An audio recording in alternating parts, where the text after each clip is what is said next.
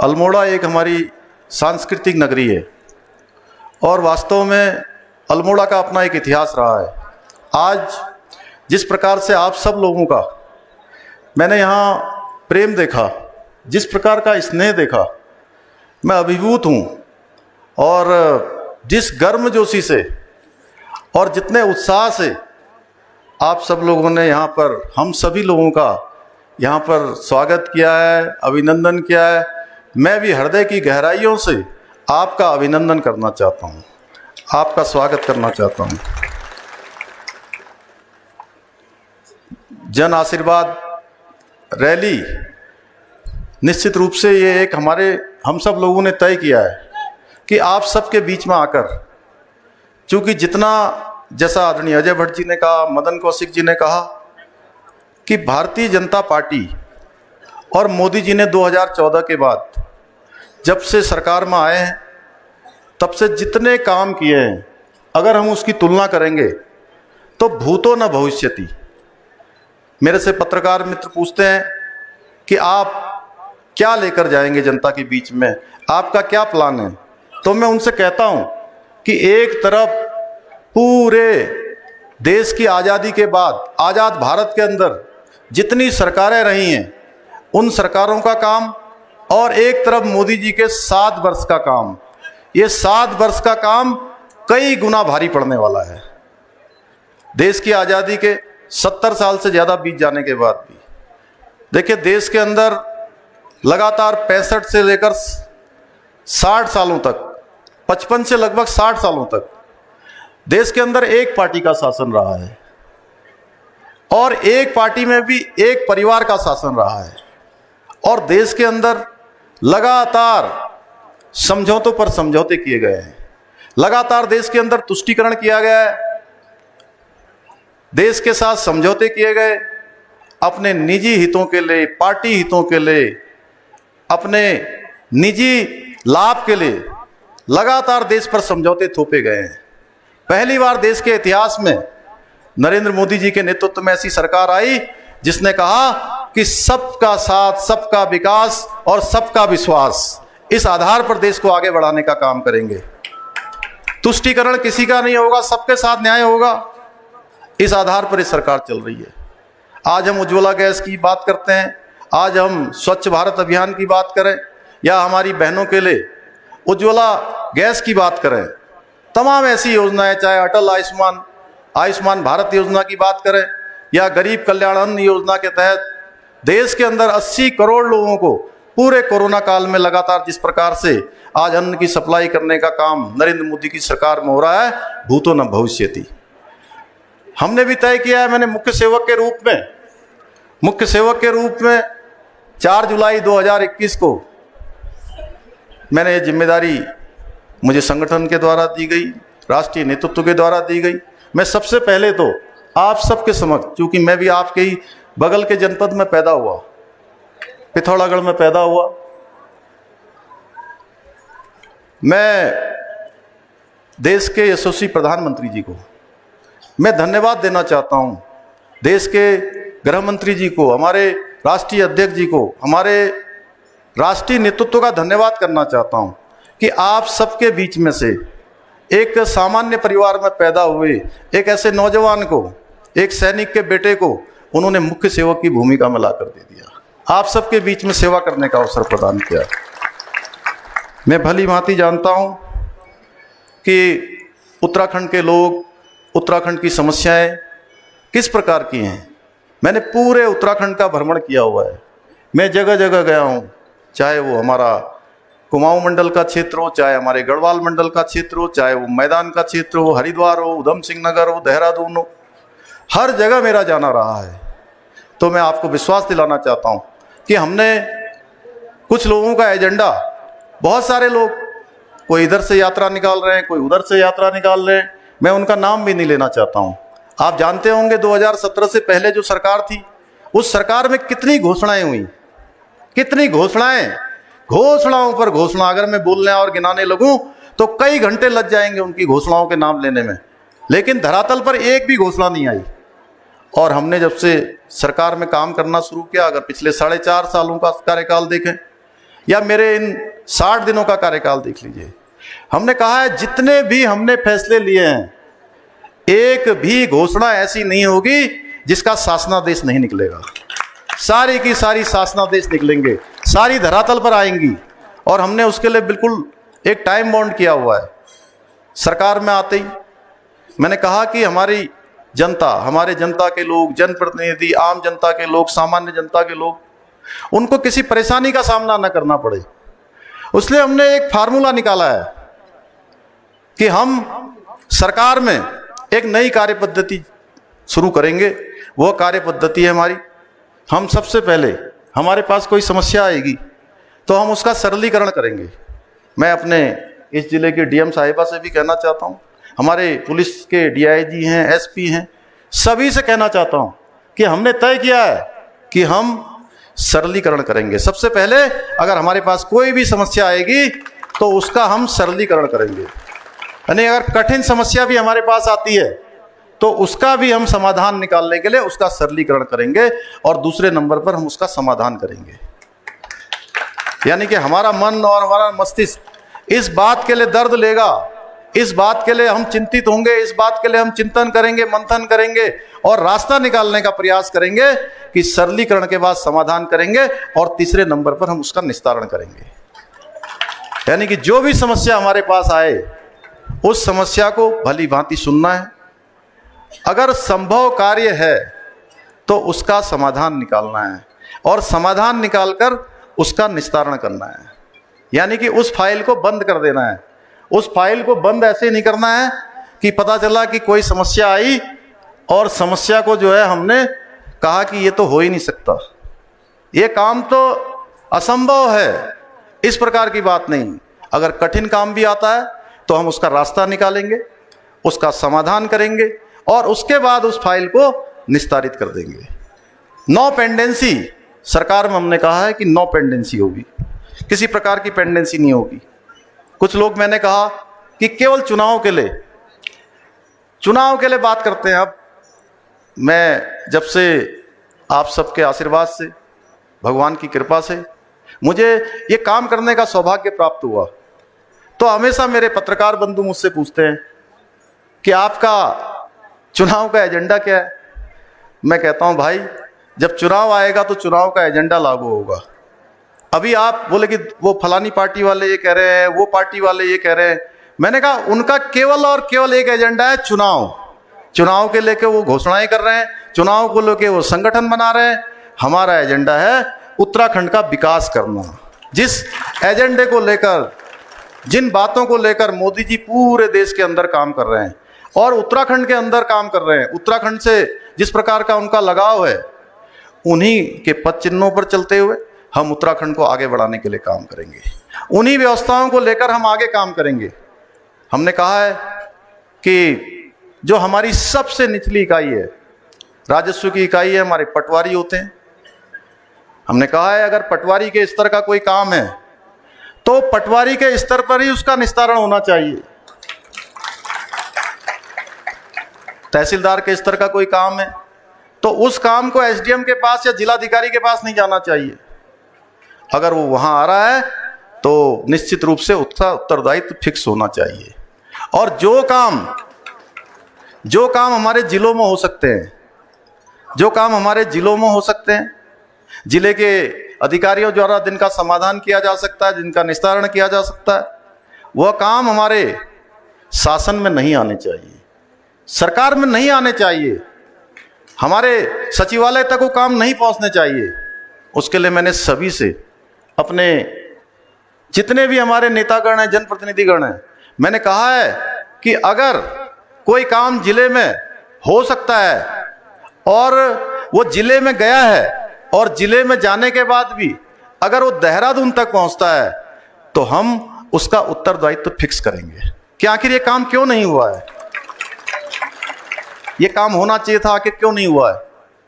इसी प्रकार से आप सबके बीच में से आती थी बार बार बात कि अफसरशाही हावी हैं, अफसरशाही हमारी सुनती नहीं है, अफसर लोग नहीं सुनते, हमारे अधिकारीगण बातें नहीं सुनते हैं। तो हमने ऊपर से लेकर नीचे तक पूरा योग्यता के आधार पर हमने फेरबदल किया है, सारी जगह फेरबदल किया है। और साथ ही साथ तहसील दिवस भी हमने फिक्स कर दिए कि तहसील दिवस होंगे और 10 से लेकर 12 बजे तक सारे अधिकारीगण हमारे जनता के लोगों की सुनवाई करने के लिए प्रत्येक कार्य दिवस पर अपने दफ्तरों में मिलेंगे और वहीं पर वो समाधान करेंगे।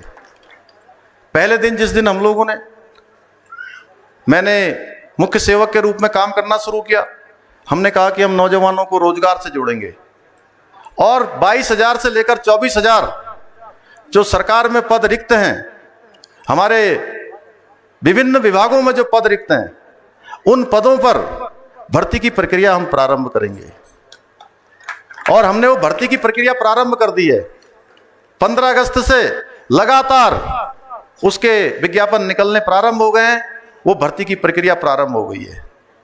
हमारे कुछ ऐसे नेतागण हैं जिनका काम केवल और केवल क्या है, विरोध के लिए विरोध करना।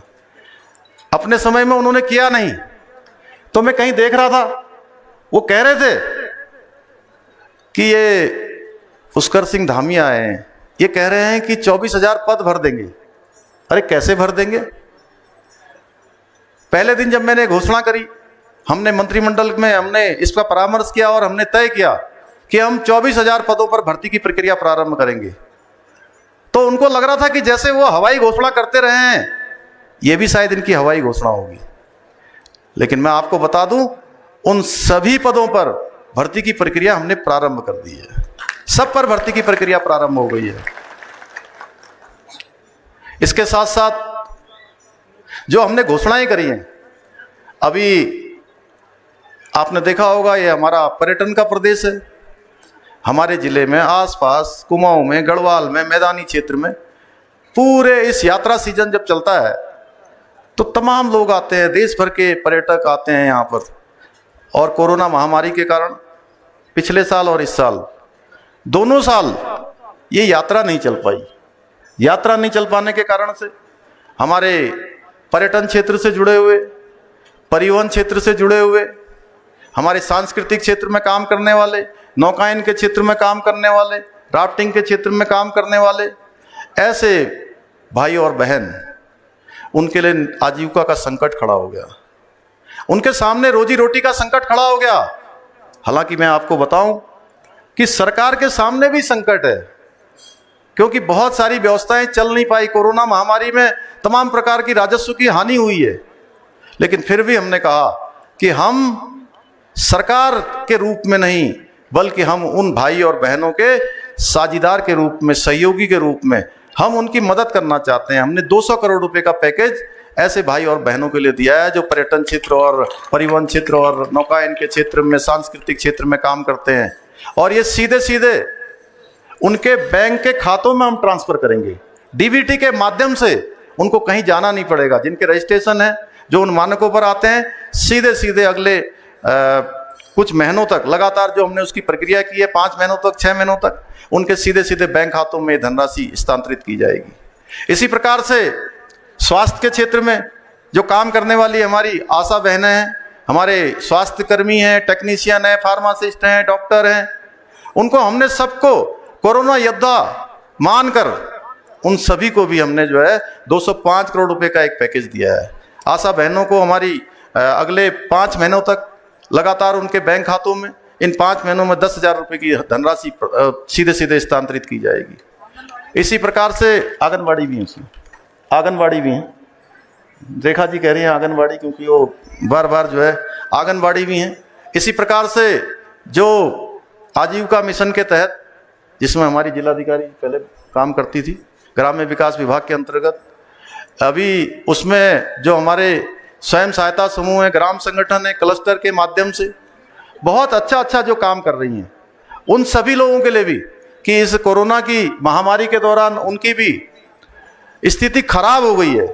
किसी का सामान बिका, किसी का नहीं बिक पाया, किसी का बाजार में आया, किसी का नहीं आ पाया, किसी ने बनाया, किसी को मिल पाया, किसी को नहीं मिल पाया। अलग अलग क्षेत्रों में कोई हथकरघा का काम करते हैं, कोई मसाला बनाने का काम करते हैं, कोई अचार बनाने का काम करते हैं, कोई प्रसाद बनाने का काम करते हैं, कोई बकरी पालन का, भेड़ पालन का, अलग अलग क्षेत्रों में जो हमारी बहनें काम करती हैं वह भी अपने पैरों पर मजबूती से खड़ी रहें, उनके लिए भी हमने 119 करोड़ रुपए का जो है एक पैकेज दिया है, जिसमें 5 लाख रुपए तक का जो है जो ऋण है बिना ब्याज के देने की हमने व्यवस्था करी है।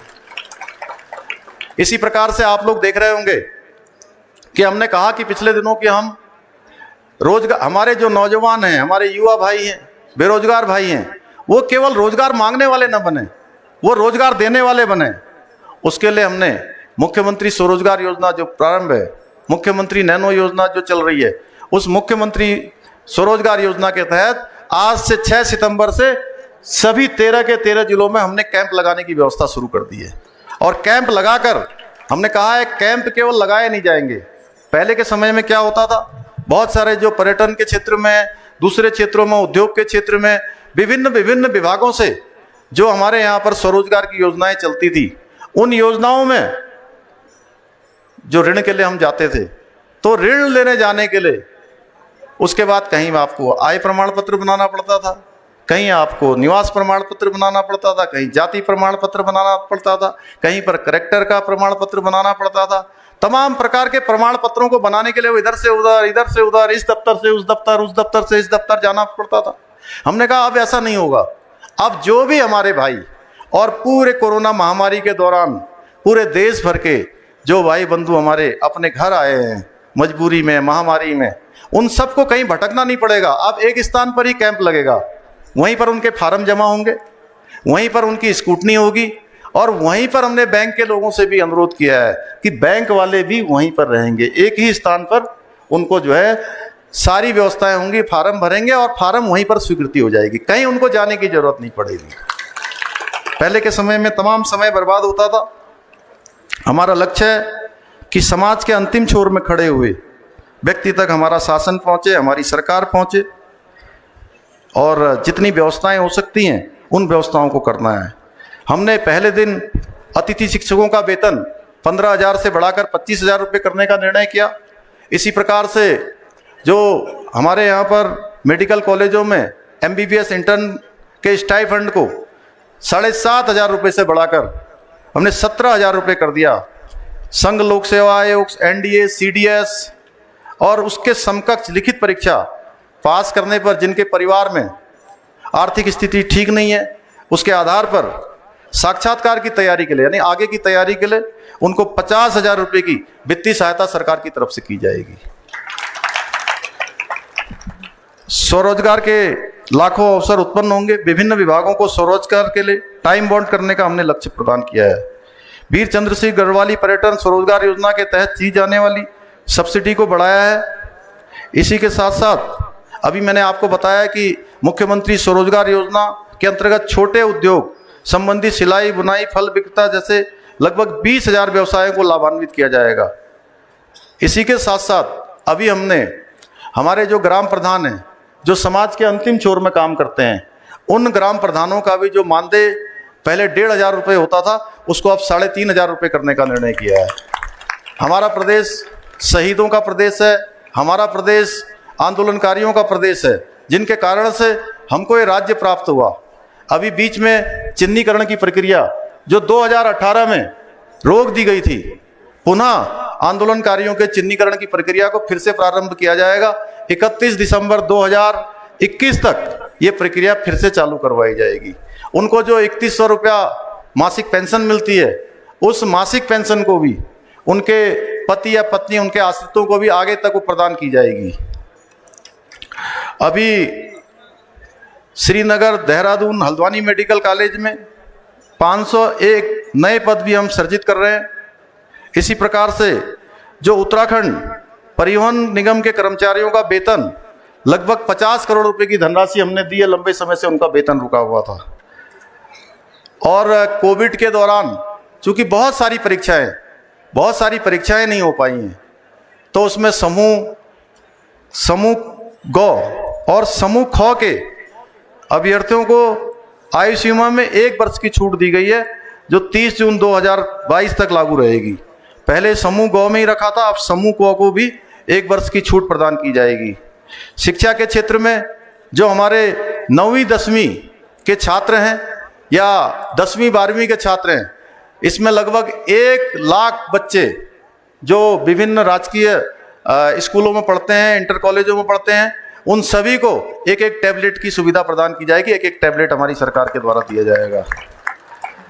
नई खेल नीति हम लाने वाले हैं, बहुत जल्दी नई खेल नीति लाकर उसमें हमारे जो राष्ट्रीय और अंतर्राष्ट्रीय स्तर पर जो पदक जीतने वाले हमारे बहुत सारे ऐसे बच्चे हैं, ऐसे प्रतिभावान खिलाड़ी हैं जो पदक जीतने के बाद तो उनको हर कोई सम्मानित करता है, कोई इधर बुलाता है, कोई उधर बुलाता है, 20 जगह पर उनका सम्मान होता है और उसके बाद उनको बड़ी बड़ी धनराशि भी दे दी जाती है। लेकिन जब वो खेलने की तैयारी करते हैं, जिस समय जाते हैं, उस समय उनको बहुत सारे अभावों का सामना करना पड़ता है। उनको भी इन अभावों का सामना न करना पड़े, हम नई खेल नीति में ये सब व्यवस्था करने वाले हैं कि उनको जो है किसी भी प्रकार से आगे खेलने जाने के लिए उनको धन की कमी न पड़े, उनको खाने के अपने जितने प्रकार के जो पौष्टिक आहार होता है उसकी कमी न पड़े, उनके आने जाने की कमी न पड़े। उसके लिए हम नई खेल नीति जल्दी ही लाने वाले हैं। महाराणा प्रताप जो स्पोर्ट्स कॉलेज देहरादून में है, उसमें हमने इन्हीं खेलों को बढ़ाने के लिए स्पोर्ट्स यूनिवर्सिटी निकट भविष्य में बनाए जाने की हमने जो है घोषणा की है कि जल्दी से जल्दी हम जो है उसको जो है बढ़ाएंगे। तो आज के अवसर पर चूंकि बहुत सारे अब ये मेरे पास जो है लगभग ये 60 दिनों में 150 से भी ज़्यादा ऐसे जो हमने फैसले लिए हैं जो जल्दी ही धरातल पर आ गए हैं या आ रहे हैं। जैसे मैंने पर्यटन और परिवहन के क्षेत्र में, स्वास्थ्य के क्षेत्र में, राष्ट्रीय आजीविका मिशन के क्षेत्र में जितनी भी जो घोषणाएं करी, वो सारी की सारी घोषणाएं धरातल पर आने लगी हैं। 15 से 20 हज़ार लोगों को अभी तक इसका लाभ मिलना शुरू हो गया है, डायरेक्ट उनके बैंक के खातों में आना शुरू हो गया है, सारा का सारा उनके खातों में आ गया है। अब हम युवाओं की बात करें, किसी ने सच कहा है, चूंकि युवा हमारे देश की रीढ़ है, भारत हमारा एक युवा प्रदेश है, उत्तराखंड भी हमारा एक युवा प्रदेश है। हमारे प्रदेश अध्यक्ष जी कहते हैं, मदन कौशिक जी, कि युवा प्रदेश, युवा देश, और हमारा 21 साल का प्रदेश होने जा रहा है। यानी 9 नवंबर 2021 को 21 साल पूरे हो जाएंगे, हमारे 21 वर्ष पूरे हो जाएंगे। तो निश्चित रूप से युवाओं को, नौजवानों को आगे आना है। तो युवाओं के लिए मैंने किसी ने सच ही कहा है, डूब कर भी हम उभरना जानते हैं और गिर कर भी संभलना जानते हैं। रोशनी है इसलिए अब तक चिरागों में, हम हवा का रुख बदलना जानते हैं। इसलिए स्वरोजगार के माध्यम से हम चाहते हैं हमारे युवा भाई अब केवल रोजगार मांगने वाले न बने, बल्कि भविष्य में वो रोजगार देने वाले बने। इस क्षेत्र में हम लोग काम करेंगे। हमारा मंतव्य है कि आने वाले 10 वर्षों में विभिन्न क्षेत्रों में, चाहे हमारा पर्यटन का क्षेत्र हो, चाहे हमारा बिजली का क्षेत्र हो, चाहे शिक्षा का क्षेत्र हो, चिकित्सा का क्षेत्र हो, परिवहन का क्षेत्र हो, चाहे कृषि बागवानी का क्षेत्र हो, शिक्षा का क्षेत्र हो, हर क्षेत्र में आने वाले 10 वर्षों में हमारा लक्ष्य है, हमारा उद्देश्य है, हमारा संकल्प है कि उत्तराखंड हिंदुस्तान का पहला राज्य बने, नंबर 1 का राज्य बने। उसके लिए काम करना है। मैं हमेशा कहता हूँ कि हमारे बहुत सारे मित्र कहते हैं कि भाई आप किन चीज़ों को लेकर जनता के बीच में जाएंगे। हमने कहा हम सबसे पहले तो जनता के बीच में अपना भाव लेकर जाएंगे, क्योंकि जनता हमारी भगवान है और वो जानती है कि हम क्या करना चाहते हैं, हमारे मन में क्या है। केवल हम बड़ी बड़ी बातें नहीं करना जानते। हमने कहा है कि हम बड़ी बड़ी बातें नहीं करेंगे। सरकार में हमने ये भी लक्ष्य रखा है कि बातें कम करेंगे, काम ज़्यादा करेंगे। इस आधार पर हम सरकार को आगे बढ़ाएंगे और जिस प्रकार से मोदी जी ने जो काम किया है वो वास्तव में बहुत ही, मैं कहूँगा कि भूतो न भविष्यति, उसी के पद चिन्हों पर, उन्हीं चीज़ों को लेकर हम आगे काम करेंगे। अभी जैसा आदरणीय रेखा जी ने बताया कि कोरोना महामारी के दौरान ऐसे बच्चे जिनके माता पिता में से कोई भी उस बीमारी में उनका देहांत हो गया है, उनकी मृत्यु हो गई है, उनको सरकार ने, हम लोगों ने वात्सल्य योजना उनके लिए यहाँ पर चलाई है। ऐसी योजना जो बच्चों के भरण पोषण से लेकर तमाम उनके आगे के भविष्य के लिए हम सब लोग संरक्षण के रूप, एक संरक्षक के रूप में सरकार उनका काम करेगी। उसमें हमारे जिलाधिकारी भी उनके संरक्षक के रूप में काम करेंगे। महालक्ष्मी किट योजना प्रारंभ की है, अन्य बहुत सारी योजनाएं अभी हम लोग चलाने वाले हैं। तो आज के अवसर पर चूंकि अल्मोड़ा और पौड़ी 2 क्षेत्र ऐसे हैं जो हमारे सांस्कृतिक क्षेत्र हैं, पूरी तरह से सांस्कृतिक नगरी हमारी अल्मोड़ा है। निकट भविष्य में अल्मोड़ा को रेल से भी जोड़ने का प्रयास किया जाएगा। इसके लिए भी हम भारत सरकार को जो है अपने प्रस्ताव भेजेंगे। अंत में मैं यही कहूँगा कि हमारा संकल्प है उत्तराखंड के अंतिम छोर में खड़े हुए व्यक्ति तक विकास पहुँचे, और इस संकल्प को पूरा करने के लिए हम जी तोड़ मेहनत कर रहे हैं। हमें ज्ञात है कि कार्य अभी शेष हैं, जब तक हम पूर्ण नहीं कर लेते तब तक हम इसको चैन से नहीं बैठेंगे। आज के इस अवसर पर चूँकि हम लोग थोड़ा विलम्ब हो गया, और विलम्ब के कारण से आप लोगों को यहाँ पर रुकना पड़ा। एक तो मैं उसके लिए निश्चित रूप से अब क्या कहें, ऐसा समय हो गया, कुछ ऐसी तकनीकी खराबी आ गई जिससे समय पर नहीं पहुँच पाए। अब पूरे अल्मोड़ा जनपद के सभी जगह से हमारे जनप्रतिनिधि आए हैं। सभी लोगों ने, अब जैसे हमारे यहाँ अल्मोड़ा में जो कार्यक्रम हो रहा है, आदरणीय रघुनाथ जी ने कुछ अपने प्रस्ताव दिए थे, और उन प्रस्तावों को हमने निकट भविष्य में घोषणाओं के रूप में इसमें सम्मिलित किया है, जिसमें अल्मोड़ा विधानसभा के पांडे खोला स्थित जजी विकास भवन तथा निर्माणाधीन कलेक्ट्रेट भवन को जाने वाली सड़क का चौड़ीकरण किया जाएगा। नंबर 2 पर बेस बेतालेश्वर मोटर मार्ग से विकास भवन तक का मोटर मार्ग का निर्माण किया जाएगा। निर्माणाधीन कलेक्ट्रेट परिसर में दस्तावेज लेखकों हेतु सेट अधिवक्ताओं के बैठने हेतु चैम्बर, कैंटीन सुविधा आदि जन सुविधाओं का विकास किया जाएगा। अल्मोड़ा में गैस गोदाम के आसपास अपर माल रोड एवं लोअर माल रोड को जोड़ने वाले मार्ग का निर्माण किया जाएगा। अल्मोड़ा बाजार में विद्युत, टेलीफोन एवं अन्य समस्त झूलते तारों को भूमिगत किया जाएगा। कोसी से हवालबाल में एग्रो प्रोसेसिंग ग्रोथ सेंटर को जोड़ने वाली सड़क, कैफे निर्माण एवं अन्य स्थानों सुविधाओं का विकास किया जाएगा। कसार देवी क्षेत्र स्थित डीनापानी में आपदा प्रबंधन विभाग के स्वामित्व की भूमि पर आपदा प्रबंधन संबंधी प्रशिक्षण हेतु उच्च स्तरीय रीजनल ट्रेनिंग सेंटर बनाया जाएगा। स्यालीधार पांडेखोला में राजस्व विभाग की आवासीय कॉलोनी का निर्माण किया जाएगा। महतगांव से हवालबाग को जोड़ने हेतु पुल का निर्माण किया जाएगा।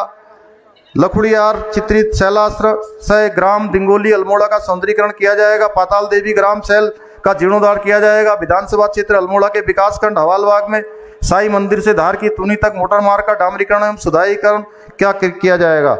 अल्मोड़ा में एक और पार्किंग की स्वीकृति हेतु पार्किंग के निर्माण की स्वीकृति शीघ्र ही प्रदान कर दी जाएगी। अगले 8 से 10 दिनों में एक बड़ी पार्किंग की यहाँ पर स्वीकृति कर दी जाएगी, जिसकी काफ़ी परेशानी होती है।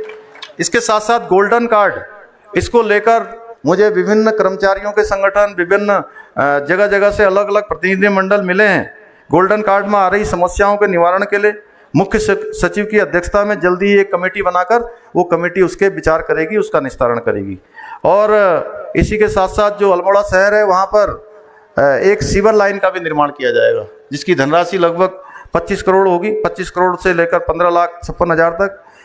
जागेश्वर विधानसभा क्षेत्र में धौलीछीना में मिनी स्टेडियम का निर्माण किया जाएगा। जागेश्वर धाम में मोक्षदा हरित सौदा प्रणाली तथा एसटीपी का सीवरेज लाइन का निर्माण किया जाएगा। जागेश्वर में आरातोला से फुलई, जागेश्वर, मंतोला, कोठियुड़ा, भगरतोला, चमुआ, नैनी आदि ग्रामों हेतु बाईपास का निर्माण किया जाएगा। जागेश्वर धाम सावणी मेले को राज्य मेला घोषित किया जाएगा। जागेश्वर धाम में मुख्य प्रवेश तथा आरतोला का सौंदर्यीकरण किया जाएगा तथा आरतोला से जागेश्वर मोटर मार्ग में स्थित पौराणिक मंदिरों, गुफाओं, ब्रह्मकुंड एवं रैन बसेरे का सौंदर्यीकरण किया जाएगा। त्रिनेत्रेश्वर एकादश रुद्र महादेव मंदिर एवं नवदेवल मंदिर समूह ग्राम बमनसवाल का जीर्णोद्धार कार्य किया जाएगा। तहसील जैती अंतर्गत ग्राम कुमालसो के तोक खड़िया नौलों में लिफ्ट सिंचाई योजना का निर्माण किया जाएगा। चायखान थुआ सिमल मोटर मार्ग के 1 किलोमीटर से 10 तक निराई ग्राम पंचायत तक 2 किलोमीटर सड़क का डामरीकरण एवं अन्य कार्य किया जाएगा। विधानसभा क्षेत्र सल्ट मरचूला में एडवेंचर स्पोर्ट्स सेंटर एवं गेस्ट हाउस का निर्माण किया जाएगा। प्राथमिक स्वास्थ्य केंद्र मानिला के भवन का सुदृढ़ीकरण किया जाएगा। उप तहसील मछोड़ को पूर्ण तहसील का दर्जा दिया जाएगा। इनोला न्यूमा तक मोटर मार्ग का निर्माण किया जाएगा। मोलेखाल बाजार में पार्किंग का निर्माण किया जाएगा। मठखानी कालिका मंदिर तक मोटर मार्ग का डामरीकरण किया जाएगा। राजकीय इंटर कॉलेज मछोड़ को खेल मैदान का निर्माण किया जाएगा। कुसिया चौन में मिनी स्टेडियम का निर्माण किया जाएगा। द्वाराहाट क्षेत्र में विकासखंड चौकुठिया स्थित भगवान भैरवनाथ मंदिर, लोहागढ़ी भैरव मंदिर, पांडवा खाल को धार्मिक पर्यटन स्थल के रूप में विकसित किया जाएगा। विकासखंड चौकुठिया स्थित मां नंदा देवी मंदिर, जाबर, कोटयुड़ा ताल को धार्मिक पर्यटन स्थल के रूप में विकसित किया जाएगा। द्वाराहाट इंटर कॉलेज में भवनों की मरम्मत एवं मुख्य भवन का जीर्णोद्धार कार्य किया जाएगा। आदर्श इंटर कॉलेज सुराई खेत में भवनों का निर्माण किया जाएगा। नौला कोट से बगड़ गांव की ओर गगास नदी पर पैदल झूला पुल का निर्माण किया जाएगा। नौबाड़ा में नैतना देवी मंदिर को पर्यटन स्थल के रूप में विकसित किया जाएगा। द्वाराहाट पंपिंग योजना फेज 2 का निर्माण किया जाएगा। बिंता भतौरा उदयपुर तक 10 किलोमीटर लिंक मोटर मार्ग का सेतु सहित निर्माण किया जाएगा। विकासखंड चौखुटिया में कुतलाड़ नदी पर बाढ़ सुरक्षात्मक कार्य किए जाएंगे। भूमिया मंदिर मासी को पर्यटन स्थल के रूप में विकसित किया जाएगा। चौखुटिया में खेल मैदान का निर्माण किया जाएगा। दूनागिरी मंदिर के समीप अत्याधुनिक सार्वजनिक शौचालय एवं सामुदायिक भवन का निर्माण किया जाएगा। राजकीय इंटर कॉलेज चौखुटिया में कक्षा हॉल का निर्माण किया जाएगा। द्वाराहाट के अंतर्गत दुर्गम क्षेत्र जालली तड़ागताल दूनागिरी चौरासी में उत्तम श्रेणी के मोबाइल टावरों की स्थापना किए जाने का प्रयास किया जाएगा। चौखुटिया में मासी राम पादुका पर रामगंगा नदी पर बाढ़ सुरक्षात्मक कार्य किए जाएंगे। द्वाराहाट के अंतर्गत गजार के बजोरगाड़ में मिनी स्टेडियम का निर्माण किया जाएगा। रामलीला मैदान का विस्तारीकरण 4 दीवारी और मंच का निर्माण किया जाएगा। सोमेश्वर क्षेत्र में शीतला खेत एवं इसके आसपास के क्षेत्र को सेब उत्पादक पट्टी के रूप में विकसित किया जाएगा। यहाँ उद्यान विभाग की भूमि पर अवस्थापना विकास संबंधी कार्य किए जाएंगे। चलमोड़ी गाड़ा से नया सिरकोट तक 5 किलोमीटर मोटर मार्ग का निर्माण किया जाएगा। ये चूंकि क्षेत्र स्वर्गीय शोभन सिंह जीना जिन्होंने हमारे इस क्षेत्र को आगे बढ़ाने के लिए, यहाँ के लोगों को आगे बढ़ाने के लिए जिस प्रकार से उन्होंने काम किया, शोभन सिंह जीना के जन्म दिवस 4 अगस्त को उनकी पैतृक निवास ग्राम सुनोली में प्रतिवर्ष आयोजित होने वाले उत्सव को राजकीय मेला घोषित किया जाएगा। सोमेश्वर ITI को स्वतंत्रता संग्राम सेनानी प्रयागदत्त जोशी के नाम पर किया जाएगा।